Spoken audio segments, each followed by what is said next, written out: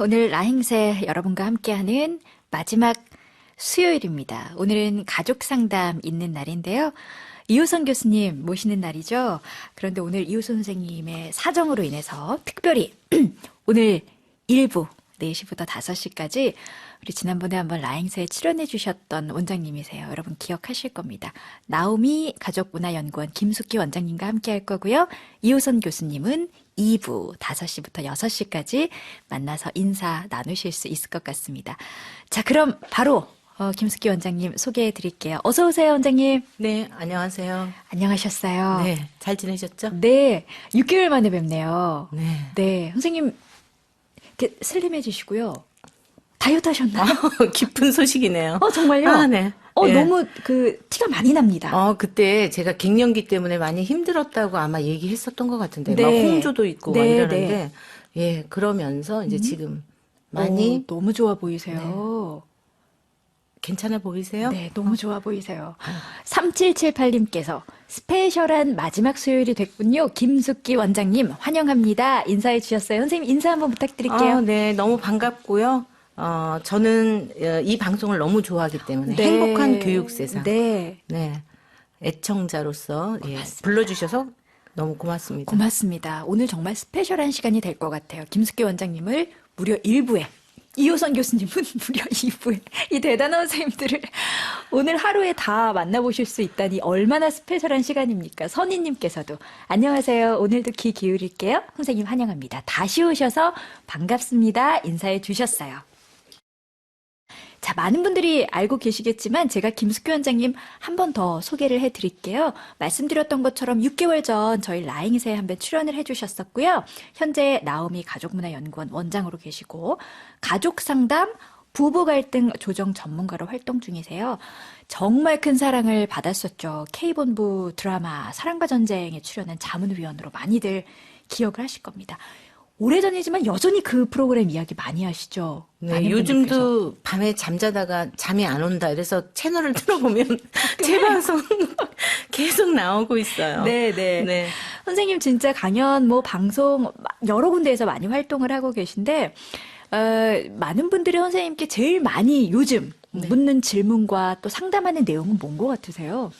우선은 이제 행복하고 싶은데 행복하지 않다. 네. 어떻게 하면 행복해질 수 있는가 이거고요. 그다음에 이제 저는 관계 상담 전문가이기 때문에 부부 관계, 가족 관계, 뭐 고부 관계, 뭐 이제 사위와 또 뭐 장모님하고의 관계. 또 관계.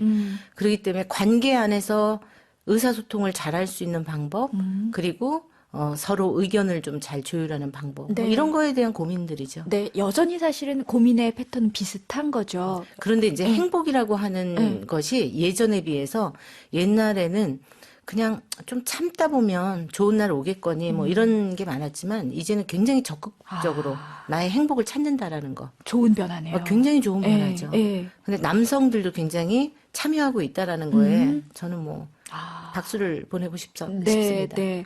지선님께서 아까 선생님 인사 말씀 들으시고는 저도 지금 갱년기 극복 중인데 묘한 동질감이 느껴지네요. 선생님 화이팅 하십시오 해주셨는데 선생님 진짜 그 시절에 좀 많이 힘드셨어요. 이 갱년기가 네. 왜 사춘기 딸하고 갱년기 엄마가 네. 싸우면 같이, 네. 네, 누가 이길까요? 이런 질문들 있잖아요. 결국은 갱년기 엄마가 이깁니다. 뭐 이렇게 얘기하잖아요. 그 정도로 네. 제가 갱년기를 겪다 보니까 네. 야, 이게 만만한 게 아니구나. 전문가인 저도 그렇게 느끼고 있었죠. 선생님 그러면 어떻게 좀 이겨내신 것 같으세요? 그 시기를. 우선은 고스란히 다 받았고요. 온몸으로. 네. 우선은 그러면서 이제 하나씩 다시 되짚어서 조금 내 자신에 대해서 조금 마인드 컨트롤을 좀 한다든지 네. 그리고 좀 일상생활에 약간의 변화. 저는 이제 일에 굉장히 주력하는 사람 중에 한 사람이었기 때문에 이제 내 자신을 좀 하나씩 좀 되짚어보는 시간들, 뭐 이런 시간들을 가지면서 네. 신체적으로도 조금씩 이제 좀 변화. 왜 우리 갱년기 여성들 나이 먹으면 복부 비만 많아지거든요. 네. 그래서 뱃살을 빼는데 조금 초점을 많이 맞췄죠. 그러셨군요. 4532님도 지금 저희 부인이요. 10년째 갱년기입니다. 굉장히 힘들어합니다. 저도 힘듭니다 해주셨는데 힘내라고 격려의 말씀 그리고 뭐 팁 있으시다면 응원 말씀도 좀 해주시죠.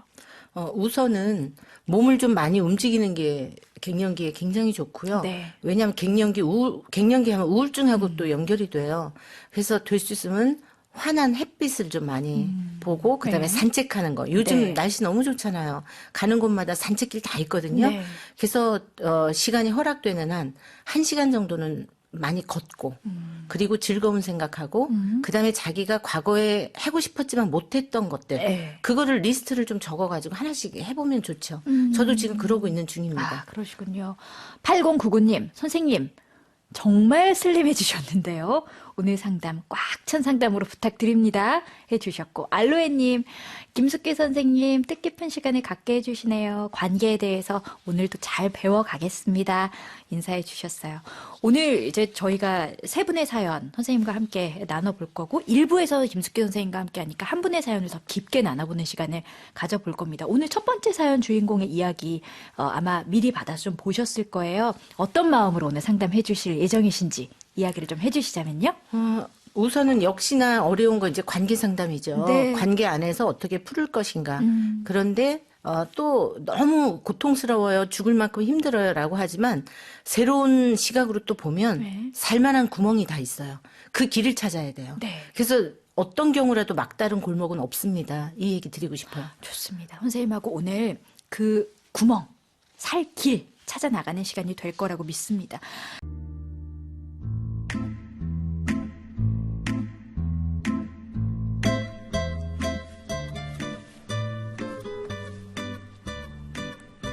아가, 우라가 어딨니? 네, 어머니, 저 여기 있어요. 얜 뭐랬니? 내가 널 왜 찾아? 우라가 손주 어딨냐고? 아, 어제 나왔으니까 아직 신생아실에 있죠. 근데 그래? 너 얼굴 보니까 아주 살만해 보인다. 둘째라고 좀 수월했나 보네. 내일 모레 집에서 설거지하고 빨래해도 되겠어. 에? 어머니, 저 정말 힘들게. 그나저나 손님 왔는데 뭐 안 내놓니? 얘는 참 이게 문제라니까. 기본이 안 돼 있어, 기본이. 어머니, 저 어제 애 낳았잖아요. 몸 움직이기 힘들어서 그래요. 너만 애 낳니? 너만 애 낳아? 하여간 사돈은 딸 교육을 어떻게 시켰길래 아주 시어머니한테 꼬박꼬박 말대꾸를 해? 어머니! 아니, 거기서 저희 부모님 얘기가 왜 나와요? 정말 너무하시네요. 너무해? 네가 더 너무하다, 야. 어디 시어머니한테 소리를 질러, 소리를. 지르면요. 뭐야? 저 어머니한테 이런 취급 받을 만큼 못난 사람 아니거든요? 이제 그만 돌아가 주세요. 당장요.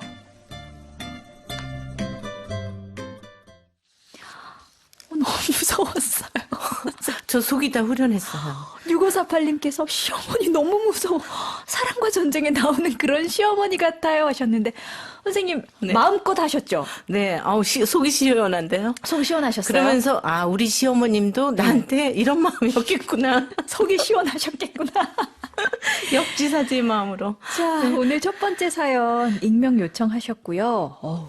시어머니의 간섭 때문에 너무 힘들다고 하시면서 며느님께서 저에게 사연을 주셨는데 정말 힘드시겠네요. 소개하겠습니다.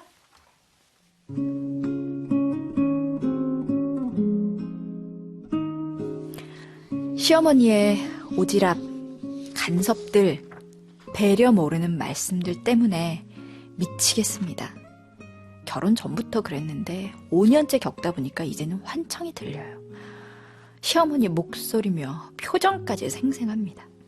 아무 연락 없이 저희 집에 들이닥치셔서 큰 소리로 다그치는 걸 제 지인들도 한번 봤는데요.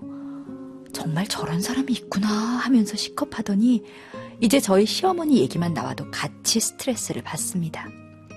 둘이 있을 때는 욕을 하지 않아도 사람 가슴에 비수 꽂는 비상한 재주로 아주 심장을 후벼 팝니다. 처음엔 그냥 들어드렸더니 친정 흉까지 보더라고요. 그래서 저도 반항을 좀 시작했죠. 그랬더니 아주 저를 잡아먹지 못해 안달이 나신 듯합니다.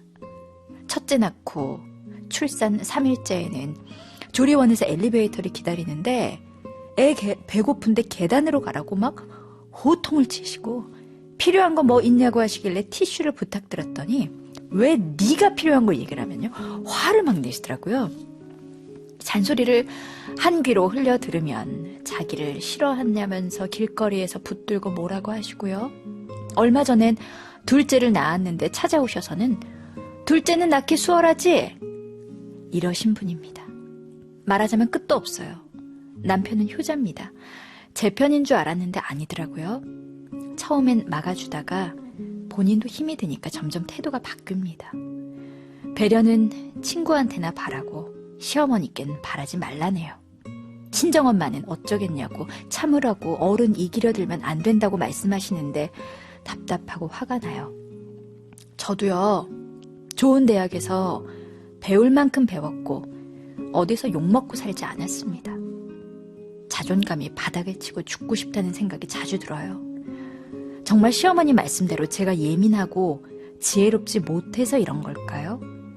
지금은 가정을 지키는 게 최선이라 생각하지만 나중엔 제가 살기 위해 이혼을 선택할 때가 올까봐 두렵습니다. 희정님, 어쩌면 시어머니 너무하시네요. 본인의 딸이라고 생각하면 저렇게 못하실 텐데요. 8792님, 애 낳고 이렇게 힘든데 모진 말을 들었으니 얼마나 가슴에 상처로 남으시겠어요. 너무하시네 하고 보내셨어요. 자, 원장님, 제가 이렇게 사연을 소개를 해드렸는데 말이죠. 어떻게 들으셨어요? 우선은 이제 저도 네. 지금 여기 그 문자 메시지 보내신 분처럼 많이 힘드셨겠다라는 거를 우선 전제로 하고 그렇지만 이제 저는 전문가 입장에서 좀 냉정하게 이야기를 해야 네, 되죠. 네. 너무나 많아요. 이런 경우가. 이런 경우가. 아직도 이런 경우가 이렇게 많습니다. 네, 많이 있을 수 있어요. 어, 네.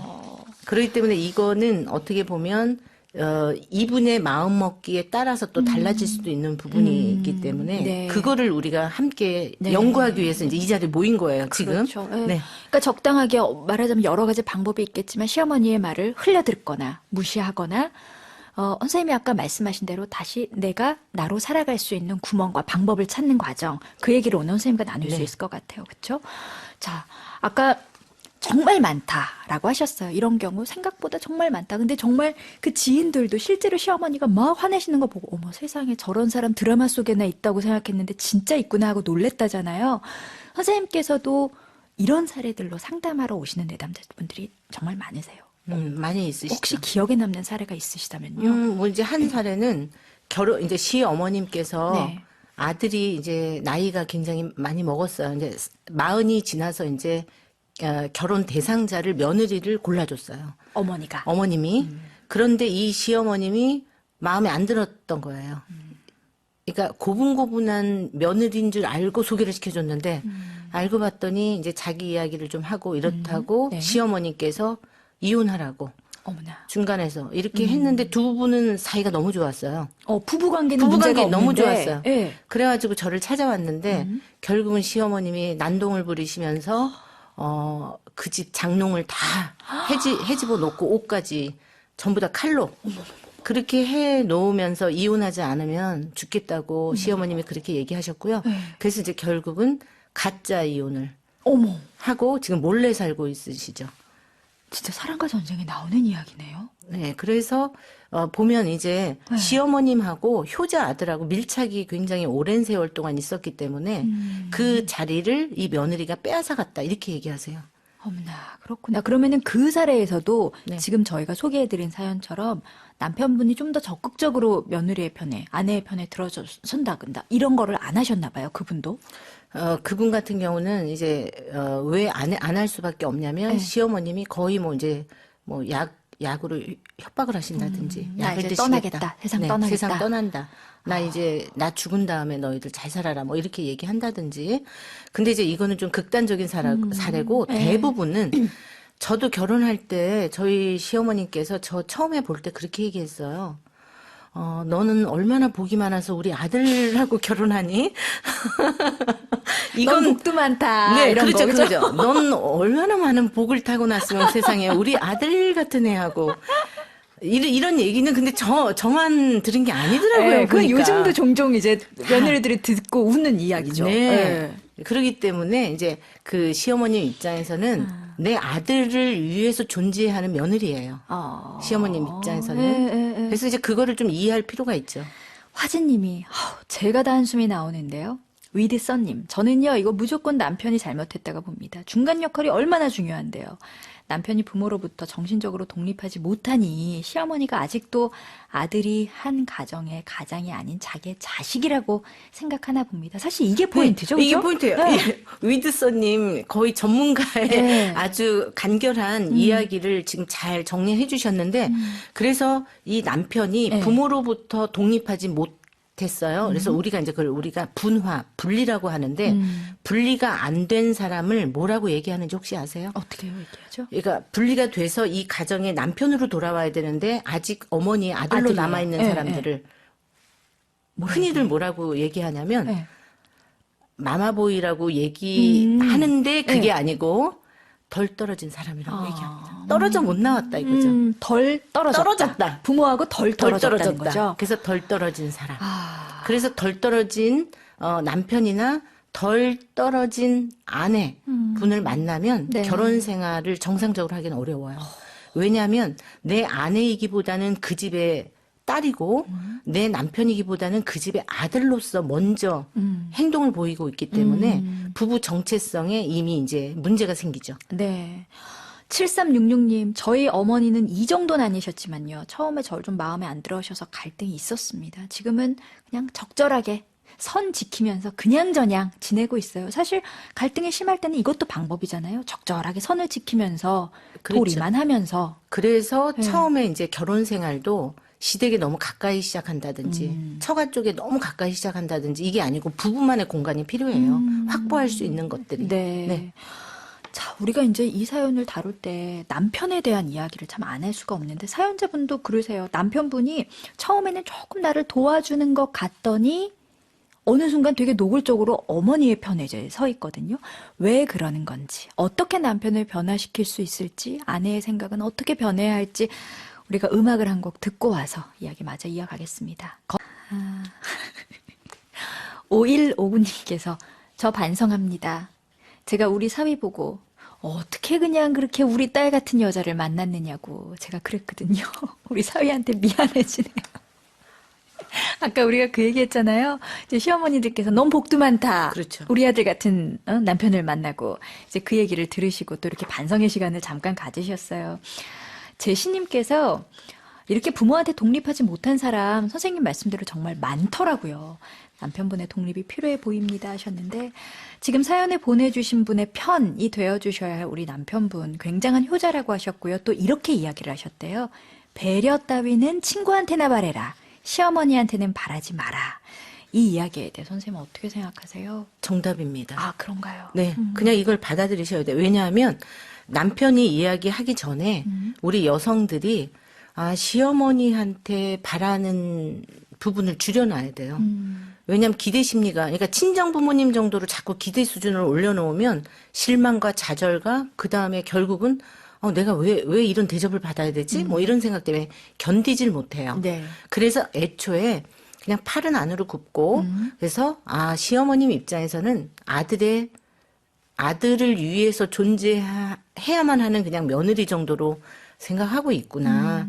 그래서 큰 기대를 하지 말아야 되고 그냥 네. 도리 정도로 에? 그렇게 출발하면 괜찮지 않을까 싶어요. 그러니까 나도 시부모님께 뭐 어떤 선 이상의 것을 해드릴 필요도 없는 것이고. 그거는 왜 그러냐면요. 너무 이쁨 받기 위해서 너무 많은 걸 희생하고 너무 많은 걸 또 해드려요. 네. 그런 다음에 상처받으시거든요. 그렇죠. 그러니까 너무 과하지 않게 내가 스스로 생각할 때 내가 만약에 돌아오지 않는다 할지라도 이 보상이 돌아오지 않는다 할지라도 상처받지 않을 만큼 네. 그냥 진심으로 네. 내가 해드릴 수 있는 만큼만 하고 그냥 그 선에서 이제 처음에는 도리로 시작하는 거죠. 네.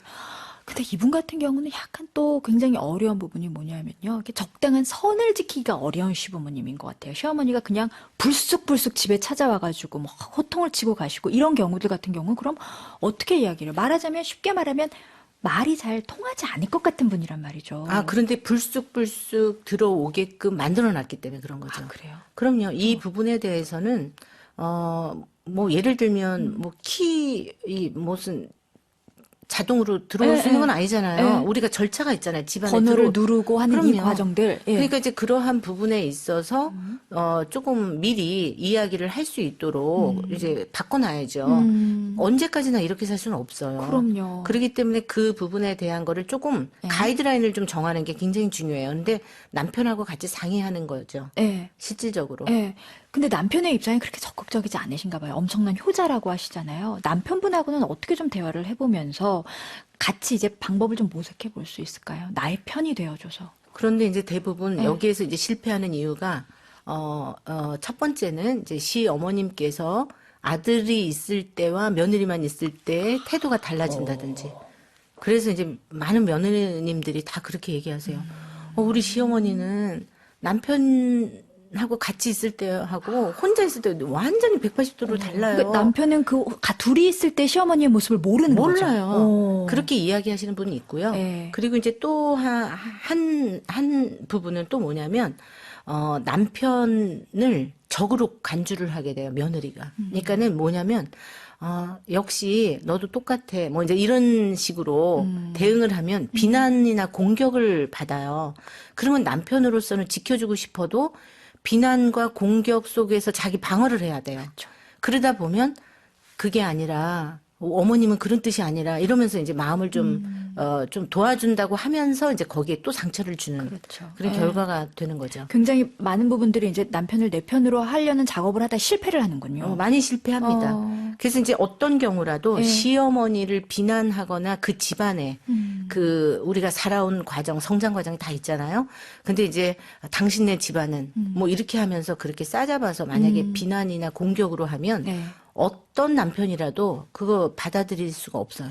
내 편으로 만들고 싶다면 그거 중단해야 비난과 돼요. 공격을 멈춰야 그래서 된다. 비난하지 않고 말하는 훈련을 하셔야 돼요. 아, 그러면서 자기 이야기를 해야 돼요. 여보, 내가 너무 힘들어서 그래. 어머님이 이렇게 오셨는데, 나 이러이러 해가지고, 나 어떻게 해야 될지 모르겠어, 여보. 이런 식으로 가야 돼요. 9080님, 좀 두려울 수 있을 겁니다. 근데 그렇다더라도 어머니께 말씀을 드려보세요. 선을 지켜달라. 우리 집 일은 우리가 알아서 하겠다. 라고요. 참고 살긴 너무 화가 나잖아요. 하셨는데 직접 말씀드리는 부분은 어때요? 근데 직접 말하는 것보다는 네. 남편을 통해서 이야기하는 게 훨씬 더 안전하고요. 네. 만약에 이렇게 되면 남편은 빠져 있고 시어머님과 며느리하고의 큰 이제 그쵸, 어떻게 보면 두 사람 문제로 크게 이제 일이 커질 수가 있기 때문에 네. 이런 경우에는 남편을 통해서 이야기를 할 수 있도록 네. 그런 방법이 훨씬 더 지혜로운 방법이라고 할 수 있죠. 인자님께서도 며느리분이 적극적으로 나서도 될 정도로 모욕적인 말들을 하셨네요. 자신을 탓하지 마십시오. 하셨고, 2538님, 그냥 그러려니 하시고, 젊으신 며느님이 넓은 마음으로 받아주시면 어떨까요? 자꾸 부딪히면 결혼 생활 유지하기가 힘들 것 같아요. 하셨는데, 참, 이해심으로 받아주기에는 어머니가 좀 어렵네요. 그런데요. 그래서 무조건 어렵다고 생각하면 이제 길이 안 보이잖아요. 그래서 이제 제가 그럼에도 불구하고 지금 뭐 그 방탄소년단의 So What 뭐 그 노래 있잖아요. 네. 그래서 이 경우에 시어머님 잔소리도 심하고 너무 심한 아픔을 준다. 그래도 So What. 그래서 어쩌라고. 그런 다음에 여기에 이제 뭐를 인식을 해야 되냐면 자기 문제도 인식하셔야 돼요. 이유는 뭐냐면 유독 상처를 많이 받는 사람들이 있어요. 그걸 알아차려요. 상대가. 그러면, 쟤는 상처를 굉장히 많이 받는구나. 그러면 이 상처, 이게 멈추게 되지가 않아요. 그러니까 상처를 주는 사람보다 상처는 받는 사람 몫이에요. 그래서 상처를 안 받는 방법을 연구하셔야 돼요. 네. 그래서, 나한테도, 내가 너무나 이 부분에 대해서 상처를 좀 많이 받는 유형은 아닌가? 그리고 설사 그렇다 할지라도 시어머님이 상처를 많이 주는 분이라 할지라도 네. 그거에 대해서 무방비 상태로 계속 죽고 싶을 만큼 정도로 가는 거는 아닌 거죠. 그래서 이거는 어떻게 보면 내가 이 정도로 유약하다는구나. 그러니까 약한 거죠. 그러면 모든 것을 상대방한테 맡길 수밖에 없는 거야. 내 인생인데. 그러면 내 인생을 시어머님 때문에 달라져야 되나요? 이혼을 할 정도로? 그렇다라고 하면 다시 생각해 봐야 되는 거죠. 이분이. 네. 자기 스스로를 돌아봐야 되죠. 그러니까 굉장히 힘들고 시어머니가 굉장히 우리가 이해하기 상식 밖의 분이라는 거는 다 인정을 하지만 그럼에도 불구하고 내가 살기 위해서 네. 내 마음을 바꿔야 한다는 거죠. 그리고 그럼에도 불구하고 또 행복하게 잘 사는 부부들이 많아요. 시어머님이 그렇다 할지라도. 네. 그렇기 때문에 그거를 좀 줄여나가고, 어떤 데에 좀 중점을 두고 살아야 되는지 우선순위를 좀 정할 필요가 있습니다. 네. 은경님께서 저도 김숙기 선생님 말씀처럼 기본 도리만 하려고 합니다.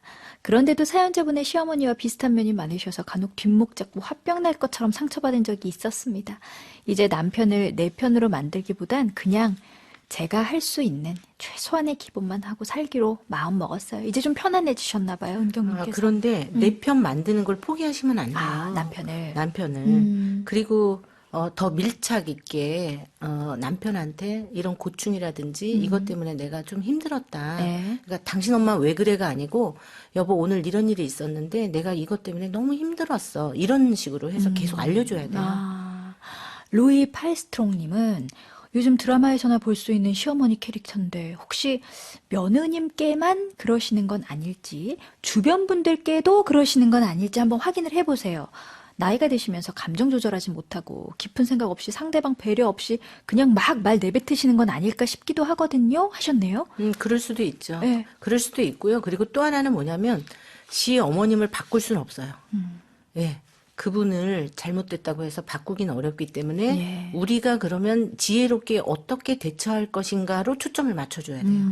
시어머니를 바꾸기는 어렵다. 그럼에도 불구하고 우리가 우리의 생각을 바꿔서 우리의 마음을 편안하게 그리고 우리의 공간을 만들고 네. 우리의 부부관계에 좀 초점을 맞추고 우리 네. 생활에 조금 더 초점을 맞추는 거죠. 정말 아쉬운 게 이렇게 부부끼리는 사이가 너무 좋은데 주변의 가족들 때문에 갈등이 생기고 위기가 생기는 가족들 보면 너무너무 안타깝잖아요. 그래서 사실 우리가 배우자의 가족을 어떻게 생각하고 받아들이고 대하는가도 사실 결혼을 준비하면서 동시에 좀 배워야 되는 과정이라고도 생각을 하는데 선생님, 우리가 배우자의 가족을 어떤 마음으로 어떻게 받아들여야 좀 행복한 결혼 생활을 유지하는 데 도움이 될까요? 근데 이제 저는 우선 너무 짧은 시간 안에 우리가 가족이 아닌데 가족으로 받아들이는데 요이땅 결혼했다고 해서 이제 요이땅 하잖아요.